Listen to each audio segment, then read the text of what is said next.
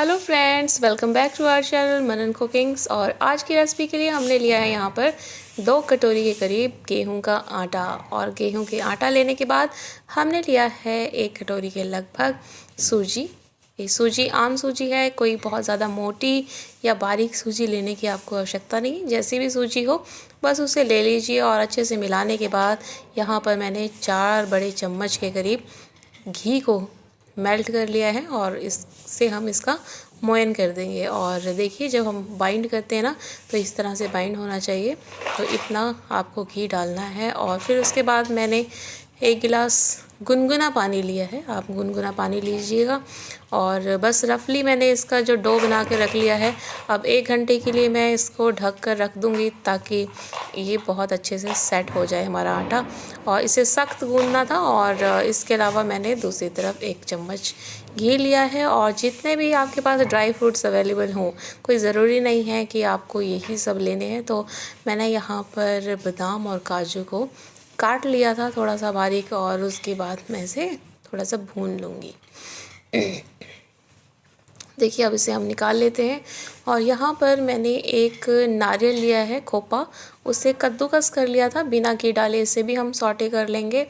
और यहाँ पर मैं फिर से 2 चम्मच के करीब घी ले रही हूँ और इसमें थोड़ा सूजी में है, इसे भून लूँगी। ठीक है, और भूनूंगी मैं इसे बिल्कुल अच्छे से। हमें इसे पका लेना है, मतलब भून लेना है।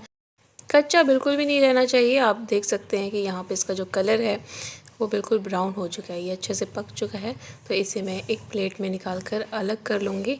और यहाँ पर देखिए, मैंने इसे निकाल लिया है। थोड़ा फैला लूँगी ताकि ये जल्दी से ठंडा हो जाए। हमें इसे ठंडा कर लेना है। फिर उसके बाद मैं उसी कढ़ाई में घर का बना हुआ खोआ है और इसे मैं ले लूँगी। और ये करीब मैं यहाँ पर हाफ़ केजी के करीब ले रही हूँ खोया। और इसको हम बस 2-3 मिनट के लिए क्या करेंगे ना, अच्छे से पका लेंगे इसे। और पकाने के बाद देखिए, इस तरह से सिर्फ 2-3 मिनट के लिए पकाना है, जब इसका घी रिलीज़ नहीं होना चाहिए। फिर इसके बाद हम कढ़ाई को अलग रख लेंगे, इसे बिल्कुल अच्छे से ठंडा होने देंगे। अब दूसरी तरफ हमारा जो आटा है ना, वो काफ़ी अच्छे से नरम हो चुका है, सेट हो चुका है। तो अब इसको हम थोड़ा सा मल के अच्छे से गूंद देंगे। और ताकि जब हम इसकी पूड़ियाँ बेलें ना तो बहुत आसानी से बेल जाएं और बहुत पतली पूड़ियाँ बेलने में हमें कोई दिक्कत ना आए। ठीक, तो देखिए, हमारा जो आटा है वो बिल्कुल अच्छे से सॉफ्ट हो चुका है। तो अब मैं इसकी लोइयाँ तोड़ लूँगी। और देखिए, लोइयाँ तोड़ते हुए यदि आपको क्रैक्स नज़र आए ना तो कोई दिक्कत की बात नहीं है, थोड़ा सा मलिए। और क्रैक अगर नज़र भी आ रहे हैं तो इससे हमारी रेसिपी में कोई फ़र्क नहीं पड़ेगा।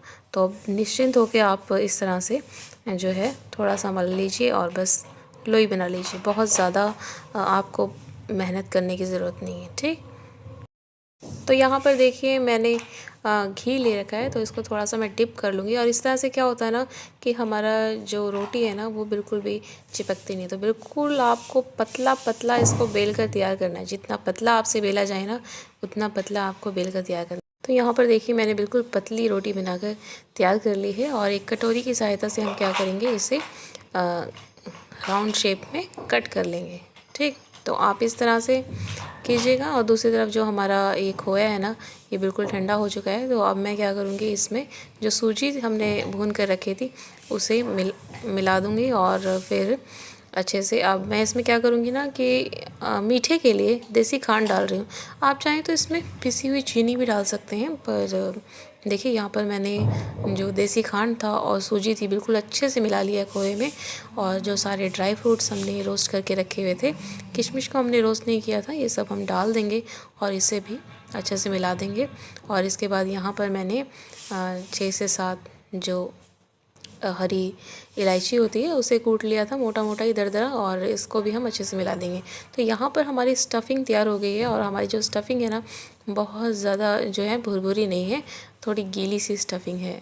मतलब कि इसमें जो खोए की मात्रा है वो ज़्यादा है। तो यहाँ पर मैंने कटिंग करके रख लिया है।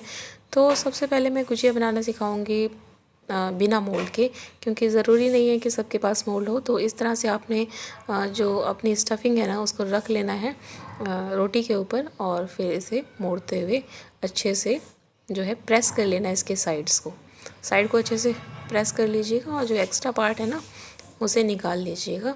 और बस इसका किनारा पकड़ना है और फिर इस तरह से अंदर की तरफ करते जाना है, फिर किनारा पकड़ना है, फिर अंदर करते जाना है। बस यही प्रोसेस आपको आखिर तक दोहराना है और आपकी जो हाथों से बनी हुई जो गुजिया है ना, पुराने ज़माने में ऐसे ही बनाया करते थे और ये बहुत ही अच्छी बनकर तैयार होती है। तो दूसरी भी इस तरह से मैं आपको बनाकर दिखाती हूँ। तो यहाँ पर मैंने फिर से जो है ना अच्छे से साइड्स को चिपका लिया है और देखिए साइड को पकड़ना है, अंदर करना है, साइड को पकड़ना है, अंदर करना है, फिर से ऐसे, और यही प्रोसेस आपको आखिर तक दोहराते जाना है और आपकी गुजिया बनकर तैयार हो जाएगी, आपको पता भी नहीं चलेगा, है ना। तो कितनी अच्छी लग रही है ये गुजिया। और इसके अलावा हम अब जो मोल्ड होता है ना, इसको हम क्या करेंगे, सबसे पहले ग्रीस कर लेंगे। ग्रीस नहीं करोगे तो ये चिपक जाएगा, तो ऑयल से, घी से, जिससे भी आपको ग्रीस करना है, इस तरह से आप अपनी जो पूरियाँ हैं उसे रखिएगा। और पूरियाँ जो हैं इससे एक्स्ट्रा ही होनी चाहिए थोड़ी सी, ताकि जो हमारी गुजिया है ना वो फटे नहीं। और आप चाहें तो इसके किनारे पर पानी लगा सकते हैं, पर मैंने इसे गेहूं के आटे से बनाया है तो ये बहुत जल्दी आसानी से चिपक जाती है। अगर आप मैदे से बना रहे हैं तो आपको पानी लगाने की ज़रूरत पड़ेगी। तो इस तरह से हम खोल लेंगे और फिर हम क्या करेंगे कि ये जो नीचे की तरफ से ना इसे ऐसे निकालेंगे, बहुत इजीली निकल जाता है। तो इसी तरह से अगर आपको गोल गुजिया बनानी है तो ग्लास से आप छोटी छोटी शेप में काट लीजिए दो, और स्टफिंग रखने के बाद फिर से वैसे ही इसे फोल्ड कीजिए, जो किनारी है उसे अंदर करते जाना है और इस तरह से हमारी जो क्यूट सी गोल वाली गुजिया जो है ना वो बनकर तैयार हो जाएगी। तो यहाँ पर देखिए सारी गुजिया बनकर तैयार हो चुकी हैं।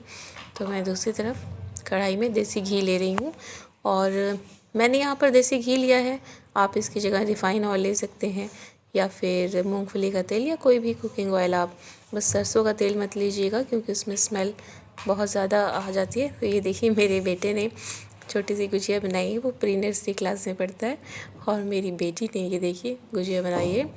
तो इस तरह से बच्चों को भी आप इन्वॉल्व करेंगे ना तो वो भी बहुत ही खुशी से बनाते हैं, उनके लिए एक एक्टिविटी हो जाती है। और यहाँ पर सारी गुजिया मैंने जो है घी में डाल दिया, और जो घी का जो टेम्परेचर है ना वो मीडियम लो होना चाहिए।